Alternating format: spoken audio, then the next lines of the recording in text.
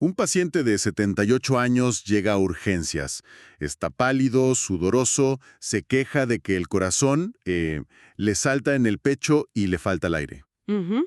Lo conectas al monitor y ves un ritmo ventricular rápido, caótico, completamente irregular. La clásica fibrilación auricular descompensada, una de las escenas más comunes y cruciales que cualquier médico en formación va a enfrentar. Totalmente. Y dominar esto no es una opción, es una necesidad. Exactamente, y creo que la mejor manera de abordar esto es usar justo a ese paciente como nuestro caso guía.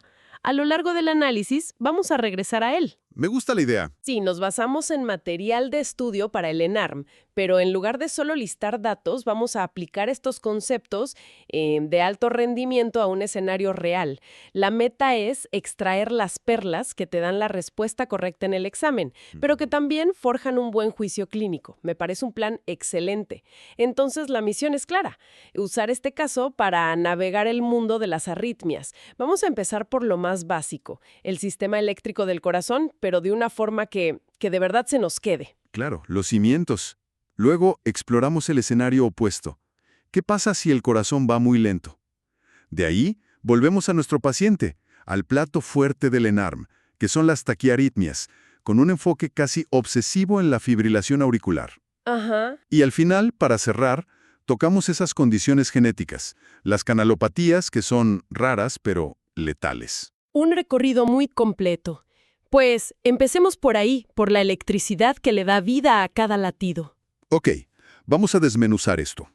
Antes de entender el caos en el monitor de nuestro paciente, tenemos que entender el orden, ¿no? El material insiste mucho en dominar el sistema de conducción, y más que una ruta parece una estructura de mando con varios sistemas de respaldo, ¿no es así? Es la analogía perfecta. Es una cadena de mando diseñada para no fallar. En la cima, como el director general, está el nodo sinusal. El marcapasos natural. Exacto. El jefe que marca el ritmo normal, entre 60 y 100 latidos por minuto. Su orden viaja por las aurículas y llega a la siguiente estación. Que sería el nodo aurículo-ventricular, o AB, que más que un repetidor, actúa como un filtro inteligente. Correcto. Si el nodo sinusal es el jefe, el nodo AB es la aduana, y su función es crítica. Frena deliberadamente el impulso. O sea, este retraso no es un fallo. Para nada. Es un diseño brillante. Le da a los ventrículos el tiempo justo para llenarse completamente de sangre antes de contraerse. Y si el jefe falla, la aduana puede tomar el control, generando un ritmo de escape más lento de 40 a 60 latidos por minuto. Es el primer respaldo. Y si la aduana también falla, todavía queda un último recurso, para que los ventrículos no se paren por completo. Ahí entra el sistema His-Purkinje. Son las autopistas de alta velocidad que distribuyen el impulso por los ventrículos, para que la contracción sea potente y sincronizada. Ajá. Y sí, también tienen su propio ritmo de escape de emergencia, pero es muy lento, muy ineficiente, entre 20 y 30 latidos por minuto.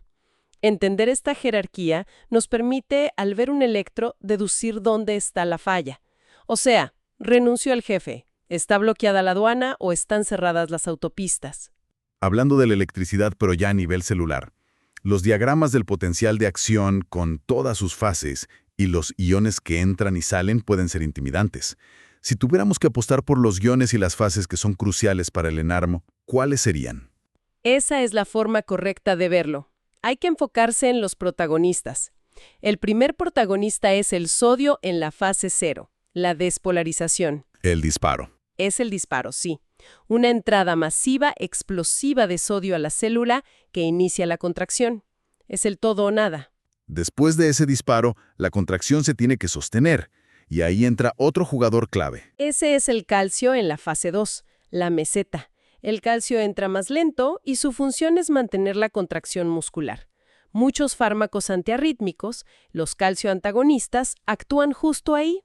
Y para que el corazón pueda volver a latir, la célula tiene que, resetearse. Ese reseteo es la fase 3, la repolarización, y el protagonista es el potasio.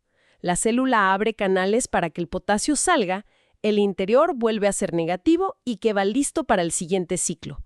Problemas con estos canales de potasio son la causa, por ejemplo, del síndrome de QT largo. Me queda una fase que es la que explica por qué el corazón late por sí solo. La fase 4, el secreto del automatismo. En las células marcapasos, como las del nodo sinusal, hay una pequeña fuga constante de sodio hacia adentro. Ah, claro. Esta fuga hace que el voltaje suba lentamente hasta que llega a un umbral y ¡boom!, dispara otro potencial de acción. La velocidad de esa fuga es la que determina la frecuencia cardíaca. El sistema simpático la acelera, como pisar el acelerador, y el parasimpático la frena. Entendido. Entonces, nuestro paciente de 78 años tenía un ritmo acelerado, un problema con el acelerador. Pero, ¿qué hubiera pasado si al conectarlo al monitor la escena fuera la opuesta? Un silencio alarmante, un corazón peligrosamente lento. Hablemos de cuando falla el jefe, la enfermedad del nodo sinusal. Es una excelente transición. La enfermedad del nodo sinusal es típicamente una condición degenerativa de la edad. El jefe se vuelve perezoso, se fibrosa y tiene una presentación clínica que es una pregunta clásica de examen.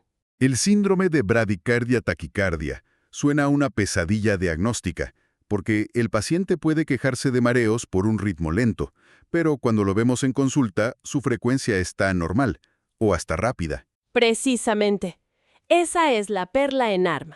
El paciente alterna periodos de bradicardia extrema, a veces con pausas de varios segundos que causan síncope, con episodios súbitos de taquicardias auriculares, usualmente fibrilación auricular. ¡Wow! Y lo crucial aquí, y este es un punto clave, es que la indicación para poner un marcapasos se basa exclusivamente en la presencia de síntomas por la bradicardia. Solo por los síntomas. Solo. Si no hay síntomas, no hay marcapasos, porque el riesgo de mortalidad en realidad es bajo. Ahora, si el problema no es el jefe, sino la aduana, entramos en los bloqueos AB. Aquí el material es muy tajante sobre quién necesita un marcapasos y quién no. Desglosemos esa lógica. Es uno de los temas más rentables para el examen, sí. En el bloqueo AB de primer grado, todas las P conducen, pero la aduana está lenta. El intervalo PR se hace largo, más de 0.20 segundos. Por sí solo no requiere marcapasos a menos que de síntomas, que es raro. Luego, en el segundo grado, algunas P ya no pasan. El MOBITS 1 o Winkyback tiene un patrón predecible. El PR se alarga y se alarga con cada latido hasta que una P se bloquea. Es como si la aduana se fuera cansando. Exacto, es una fatiga predecible. Generalmente es benigno, ocurre a nivel del propio nodo AB y de nuevo solo necesita marcapasos y causa síntomas. Pero el MOBITS 2, esa es una historia completamente diferente. Si el MOBITS 1 es como un motor que ratea antes de pararse, el MOBITS 2 suena más a una falla súbita, como un cable que se corta sin avisar. Por eso es más peligroso. Esa es la clave. En el MOBITS 2, el PR es constante, no avisa, y de repente, ¡pum!, una P se bloquea. Esto nos dice que el problema está más abajo en las autopistas del sistema His-Purkinje. Claro. Es inestable, impredecible y tiene un riesgo muy alto de progresar a un bloqueo completo. Por eso su pronóstico es malo. Y finalmente está el bloqueo de tercer grado, la desconexión total. Aurículas y ventrículos van cada uno por su lado. Entonces la regla de oro para el ENARM es sorprendentemente simple. Es simple y de altísimo rendimiento. Se indica siempre marcapasos definitivo en el bloqueo AB de segundo grado MOBITS 2 y en el bloqueo AB de tercer grado. No importa si hay síntomas o no. Ahí es mandatorio. Es mandatorio. El riesgo es muy alto. En cambio, en el bloqueo de primer grado y en el MOBITS I, la decisión depende exclusivamente de si el paciente tiene síntomas. Predecible y sintomático, marcapasos. Impredecible, marcapasos siempre. Clarísimo.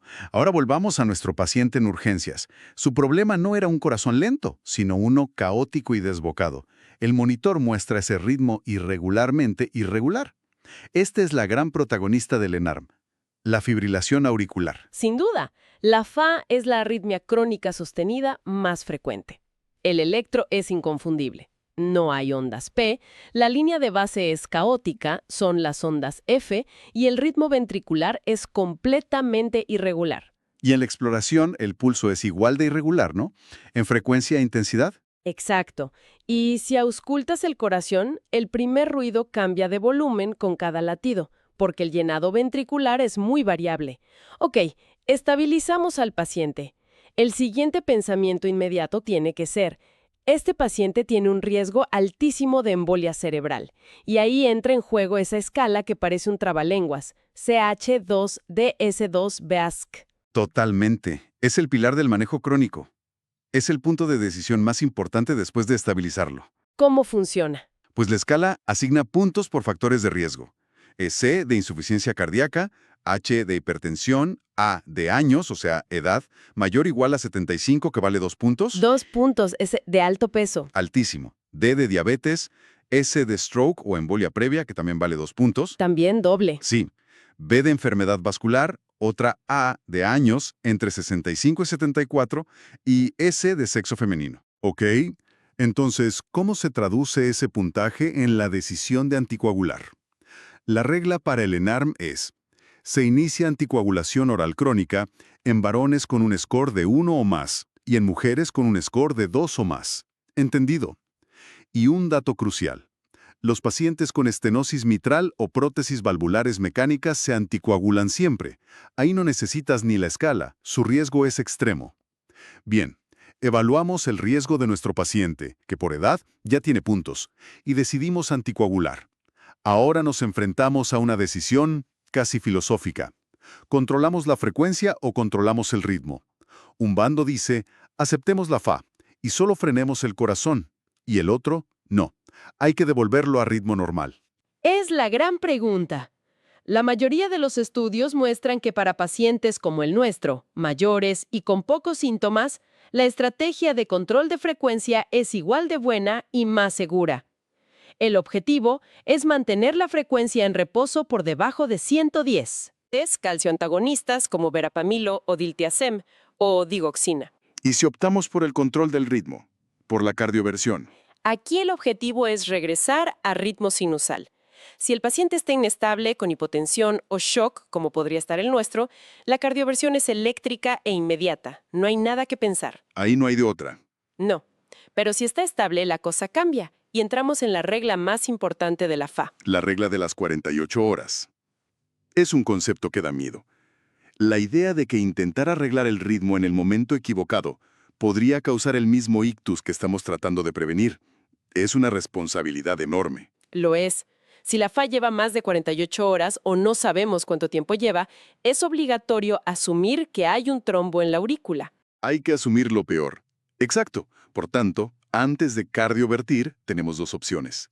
O anticoagulamos al paciente de forma efectiva durante al menos 3 semanas, o hacemos un ecocardiograma transesofágico para ver directamente la orejuela y descartar un trombo. Si está libre, se puede cardiovertir de forma segura. Además del caos de la FA, hay otros ritmos rápidos pero regulares. Pienso en el caso clásico de una persona joven que de repente siente que el corazón se le dispara. La taquicardia supraventricular paroxística por reentrada intranodal es un QRS estrecho, perfectamente regular, que empieza y termina de golpe. ¿Y el manejo? Es escalonado. Primero, maniobras vagales. Si no funcionan, el fármaco de elección es la adenosina. La primera vez que la administras y ves en el monitor esa pausa de 1 segundo antes de que el ritmo regrese, es algo que nunca olvidas. Me imagino. Y no podemos olvidarnos de esa condición con un nombre peculiar, el Wolff-Parkinson-White. Ah, el WPW. Es una preexcitación. Hay una vía eléctrica accesoria, una autopista anómala que conecta aurículas y ventrículos, saltándose la aduana del nodo AB. En el electro se ve un PR corto y la famosa onda delta. ¿Y el peligro real cuál es? El verdadero peligro es cuando un paciente con WPW desarrolla una FA. Un momento. Entonces, si mi paciente con FA tuviera WPW, mi instinto de frenarle el corazón con un beta bloqueante podría de hecho matarlo. Eso es una mina terrestre conceptual. Es la alerta ENARM más importante de este tema. En una FA preexcitada, los impulsos caóticos bajan por esa autopista anómala a velocidades de más de 300 por minuto y eso puede degenerar en fibrilación ventricular. Una catástrofe. Total. Por eso, usar fármacos que frenan el nodo AB, digoxina, verapamilo, betabloqueantes, está absolutamente contraindicado. Es como cerrar la carretera principal y desviar todo el tráfico por un camino sin control. Hemos cubierto problemas del sistema eléctrico por desgaste o por bloqueos. Pero, ¿qué pasa cuando la instalación eléctrica viene defectuosa de fábrica?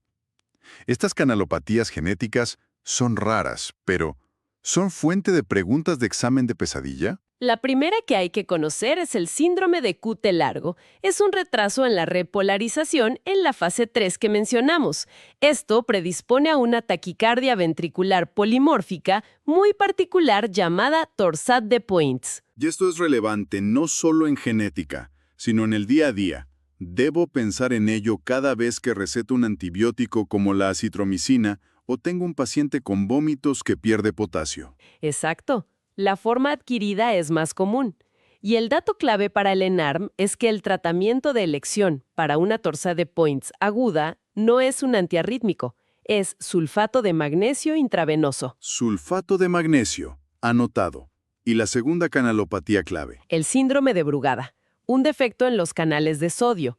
Esta es la que asociamos a la muerte súbita durante el sueño, a menudo en varones jóvenes, y que puede ser desadenada por la fiebre. Tiene patrón de ESG muy específico, ¿no? ¿En B1 a B3? Sí, muy característico. Y para los pacientes de alto riesgo, el único tratamiento que previene la muerte es el implante de un desfibrilador automático implantable, un DAI. Entonces, ¿qué significa todo esto? Si tuviera que presentar el ENARM mañana, ¿cuáles serían los 3 puntos que debo tener grabados a fuego de todo lo que hablamos? Ok, 3 puntos. Primero, fibrilación auricular.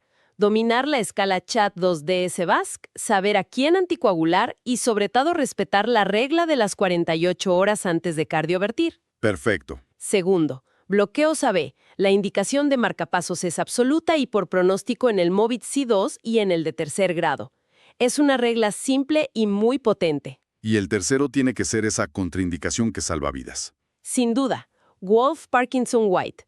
Lo más importante es saber qué fármacos están prohibidos en una FA preexcitada. Recordar esa contraindicación es crucial. De acuerdo. Y, ¿sabes? Todo esto plantea una pregunta importante. Nos hemos centrado mucho en diagnosticar y tratar la crisis, como en el caso de nuestro paciente de 78 años.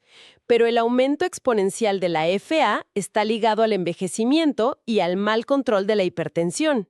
Claro, es un problema de salud pública. Exacto. Y esto nos lleva a pensar, ¿cómo debe evolucionar nuestro papel? ¿Seguiremos siendo médicos reactivos en urgencias? ¿O debemos convertirnos en arquitectos de una prevención cardiovascular mucho más proactiva en la comunidad para evitar que el corazón, en primer lugar, pierda el ritmo?